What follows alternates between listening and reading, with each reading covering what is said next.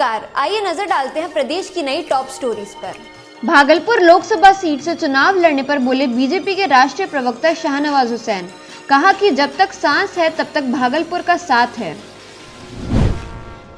पश्चिम बंगाल में हुई सीबीआई की कार्रवाई को लेकर सीएम नीतीश कुमार ने किया टिप्पणी से इनकार। कहा कि ये बातें केवल वो लोग ही बता सकते हैं जो इसे कर रहे हैं। राष्ट्रीय लोक समता पार्टी का आज बिहार बंद के आह्वान पर मिला जुला रहा असर। पार्टी के अध्यक्ष उपेंद्र कुशवाहा पर हुए पुलिस लाठीचार्ज के विरोध में किया गया था आह्वान। बीजेपी के प्रदेश अध्यक्ष नित्यानंद राय ने कांग्रेस की जन आकांक्षा रैली को फ्लॉप नेता का सुपर फ्लॉप शो बताया। कहा यह जन आकांक्षा रैली नहीं थी बल्कि नेताओं की आकांक्षाओं का प्रस्तुतिकरण था। सीवान में आरजेडी जिला उपाध्यक्ष उमेश यादव पर बाइक सवारों ने की ताबड़तोड़ फायरिंग, बाल बाल बचे। आक्रोशितों ने आगजनी कर सड़क किया जाम।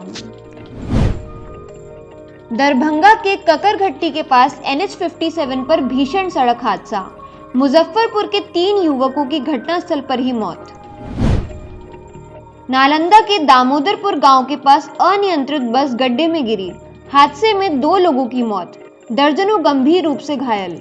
आक्रोशित लोगों ने बस में लगाई आग, पुलिस पर भी किया पथराव।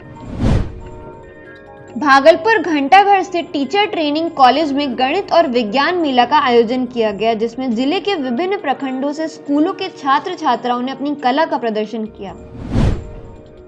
बिहार में इस बार जूता मोजा पहनकर परीक्षा नहीं दे सकते 12वीं के छात्र। नकल को रोकने के लिए उठाया गया कदम। आज के लिए बस इतना ही। कल हम फिर हाजिर होंगे प्रदेश की नई टॉप स्टोरीज के साथ। बिहार के लेटेस्ट अपडेट्स जानने के लिए देखते रहिए अंगिका न्यूज टीवी।